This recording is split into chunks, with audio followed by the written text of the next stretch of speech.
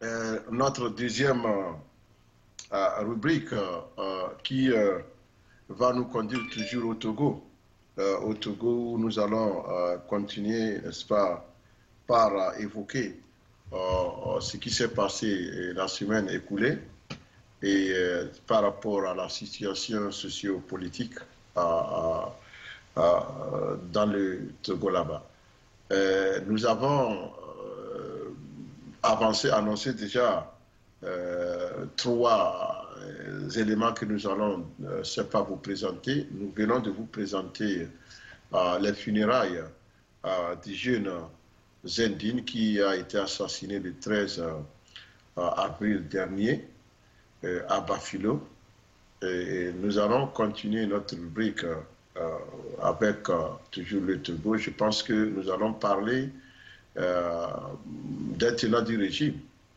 Je pense qu'il y a une vidéo de fort que nous voulons commenter et nous allons le suivre avant d'intervenir parce que nous voulons que le monde regarde et écoute très bien ce qu'il a dit et nous allons essayer d'établir une comparaison entre ce qu'il dit et ce qu'il fait. Merci. Une partie du pays est opposante d'une autre partie et je tiens à ce que l'opposition, les responsables d'opposition soient respectés. Le droit de manifester est reconnu par notre Constitution. Il faut simplement respecter la loi quand on manifeste. Donc l'opposition, si elle veut manifester tous les jours pacifiquement, je l'y invite. Et c'est le peuple qui, dans quelques mois, quand les candidats se présenteront devant lui, le jour venu, il va départager les candidats à cette élection présidentielle. Donc je ne veux plus que dans les manifestations comme celle-ci, les responsables de l'opposition soient vilipendés. Merci beaucoup, Monsieur le Président, Fort Essozina Nyasingbe. Je vais rapidement rafraîchir la mémoire des Togolais. Peut-être que ça va rafraîchir la mémoire du président qui vient de parler. En 1992, le professeur Léopold Nyenevi, alors qu'il était,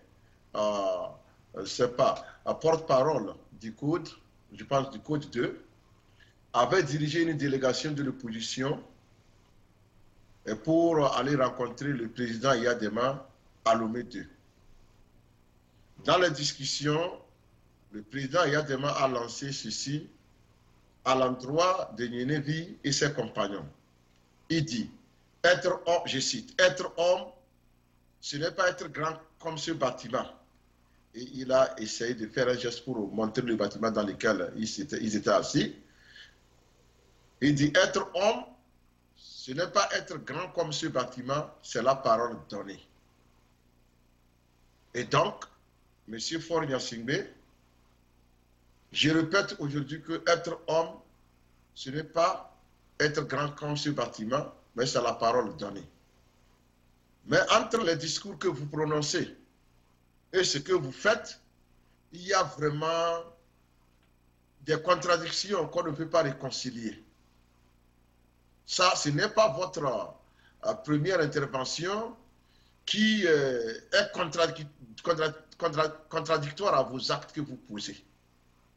D'abord, je vais parler des 28 engagements que vous avez pris et vous n'avez respecté aucun de ces engagements-là. Là, il se pose un problème de parole donnée, du respect de la parole donnée. Vous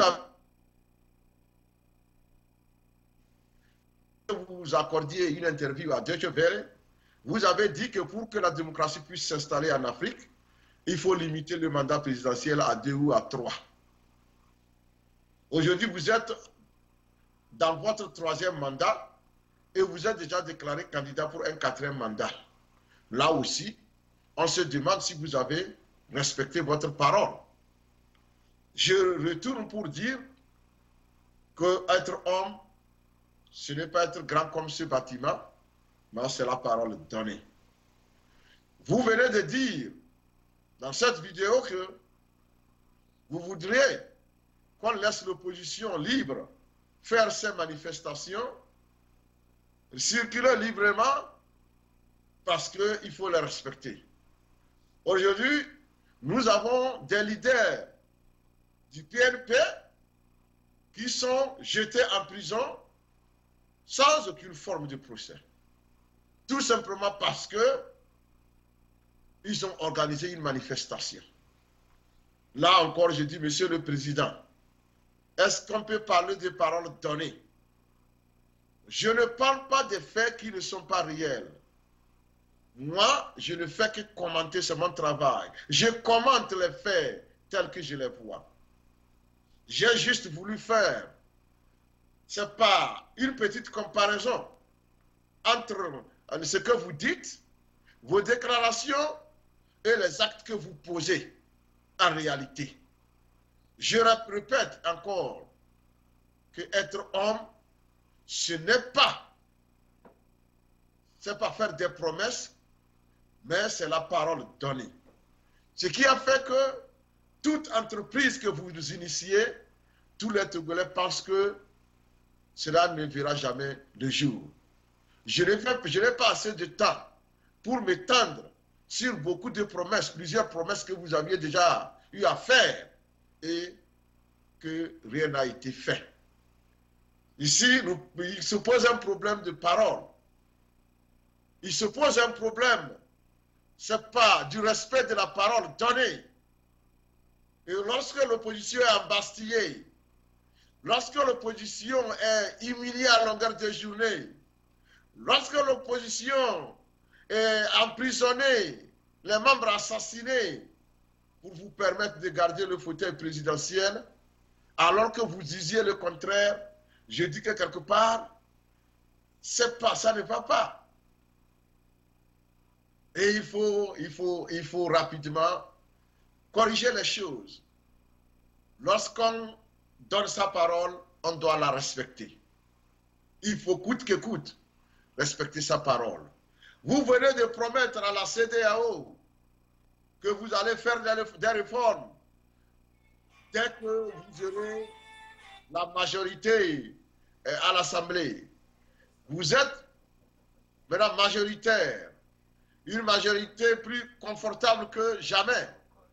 Et nous sommes maintenant à notre 4e mois et vous ne parlez même pas des réformes. Vous êtes déjà fixé sur les élections de 2020 et vous voulez les gagner coûte que coûte. Où est la parole donnée? Alors, je répète, être homme, ce n'est pas être grand comme ce bâtiment, c'est la parole donnée. Je n'ai fait que citer le général Eyadema. Et je pense qu'il avait raison en le disant. Parce qu'au moins, il faut une fois que l'on puisse croire en quelqu'un. Mais lorsque on conclut que quel que soit ce que l'on dit, on ne peut pas le croire, ça devient un peu compliqué pour l'harmonie, n'est-ce pas, de la société, pour l'harmonie de la nation. C'est pourquoi je vous interpelle aujourd'hui, Monsieur le Président, il est temps, pour une fois, de respecter votre parole. Nous vous demandons de faire cesser la traque des militants de l'opposition. Nous demandons la libération immédiate et sans condition des leaders du PNP que vous avez encore gardés comme otages depuis hier dans vos goulags. Il faut rapidement les relâcher afin qu'ils puissent retrouver leur famille. Ils n'ont commis aucun crime. Si vous aviez envie d'emprisonner les criminels, vous les connaissez. Ils sont autour de vous. C'est ceux-là qui détournent les deniers publics, qui volent tout ce qu'ils peuvent voler, pourvu que cela puisse aller dormir dans des banques étrangères. Ces criminels doivent être ceux-là qu'on devait mettre derrière les barreaux. Mais, hélas, au Togo, le criminel devient comment l'appelle-t-on, le vertueux, et le vertueux devient le criminel. Nous pensons que l'arrestation arbitraire de M. Gueffé et de M. Aziz est totalement criminel. Parce qu'on ne peut pas arrêter des gens sans preuve de commission de crime. Et c'est après les avoir écroués qu'on va aller chercher à colmater, fabriquer des dossiers comme à l'accoutumée pour venir les charger.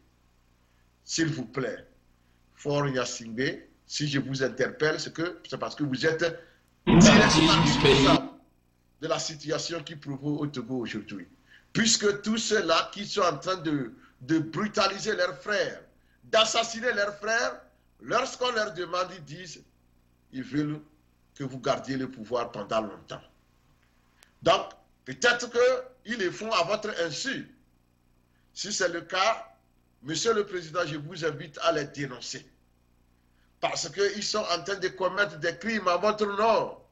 Vous ne pouvez pas accepter de vous charger de ce fardeau qui est trop lourd. Parce que ces criminels méritent d'être dénoncés. Il ne faut plus laisser votre nom. On ne sait pas aux mains de ces criminels, ils sont en train de le ternir. Je répète, si vous n'en savez rien, il faut faire arrêter ça. Puisqu'ils ne cessent de crier votre nom. Ils disent que c'est à votre nom qu'ils commettent ces crimes. Je sais que le jeune Aziz va hanter tous ceux-là qui ont commis ces crimes. Il va les hanter jusqu'à la fin de leur vie. Et tous ceux-là qui bénéficient de ces crimes seront hantés. Ça, soyez-en sûrs. Vous n'aurez plus jamais le sommeil tranquille. Vous serez hantés partout où vous serez par ce jeune. Parce que vous l'avez assassiné de façon cruelle. Il va vous hanter. Ça, soyez-en sûrs. Nous voulons d'ailleurs que vous veniez nous élucider comment vous l'avez assassiné. Vous n'aurez plus la vie tranquille. Vous aviez l'habitude de tuer, mais celui-là, vous n'aurez plus la vie tranquille. Il va vous hanter. Vous allez dire que vous allez vous saouler les gueules pour oublier. Pendant combien de temps vous allez vous saouler les gueules, comme vous le faites déjà. Mais ce jeune, sa mort ne sera pas vaine. Soyez-en sûrs également. Parce que il n'a commis aucun crime. Parce que il n'a offensé personne. Alors, pourquoi lui ôter la vie? Parce qu'il a osé parler? Non, cela ne mérite pas la mort. Parce qu'il a osé se mettre du côté de la paix, de la justice? Non, il ne mérite pas la mort. Il ne la mérite pas. Alors, nous invitons les commanditaires, les exécutants, les bénéficiaires de ces crimes qui s'abattent sur ce peuple-là. Nous les invitons à rapidement venir se repentir et demander pardon à ce peuple. Parce qu'on ne peut pas continuer. Parce qu'on veut tout coûte que coûte garder le pouvoir, laisser des gens torturer, assassiner leurs propres frères. Cela n'est pas bien. Pendant combien de temps nous allons continuer par assister à cela? Et ça fait mal. Est-ce que nous n'avons pas raison d'être en colère? N'avons-nous pas raison d'être dépassés par ce qui se passe? Est-ce qu'il faut encore rappeler que la personne humaine est sacrée et attendre aussi longtemps que vous tiendrez à la désacraliser, vous n'êtes pas en train de plaire à la nature. Si vous n'êtes pas des croyants, même si vous êtes des athées, la nature a sa justice chez les athées. Et la justice naturelle frappera fort. Parce que nul n'a donné la vie à quelqu'un pour la lui ôter. Quelle que soit la raison, les mobiles, les motifs, l'homme n'a pas le droit d'enlever la vie à l'autre. Parce que tu ne l'as pas créé. Même si c'est pour des intérêts qu'il faut le faire, je dis tant pis pour vous. Tant pis pour vous. Et je demande à tous ceux-là qui sont liés de près et de loin à ces crimes commis sur ces jeunes, je leur demande d'avoir honte. Je leur demande d'avoir honte et qu'ils ne rentreront jamais dans l'histoire de l'humanité. Parce que les criminels, leur place, s'ils sont vivants, sont en prison, s'ils sont morts, ils vont rencontrer leur Dieu. Leur Dieu leur demandera, tu n'as pas créé tel et tel, pourquoi tu lui as ôté la vie? Et je me demande quelle réponse ces gens-là auront pour Dieu, pour leur Dieu, lorsque la question leur sera posée. Alors, chers téléspectateurs, nous sommes vraiment tristes, comme vous le sentez, parce qu'on ne joue pas avec la vie. La vie est très chère. Vous voyez le fossé que ces criminels-là ont creusé derrière ces jeunes. Ils laissent une famille, une femme et 5 enfants. Qu'est-ce que ces enfants-là ont fait pour mériter cela? Qu'ont-ils fait pour que leur papa soit assassiné comme ça, sans aucune raison valable? Alors, nous allons prendre une pause publicitaire et nous allons revenir. Pour toutes vos informations en politique, en économie, en sport, en santé, retrouvez Yves Kenao sur Tempo Afrique TV, la station de l'éveil du continent africain. Vous voulez des informations sportives? Vous voulez des informations économiques? Vous voulez des informations en politique, en santé, en culture, en sport? Ne cherchez pas loin. C'est ici, sur Tempo Afrique TV, la chaîne de l'éveil de la conscience africaine, de la diaspora africaine à travers le monde entier. Chers téléspectateurs, votre émission Grand Débat passe sur Tempo Africa. Restez toujours connectés car nous vous apportons les réalités de l'Afrique.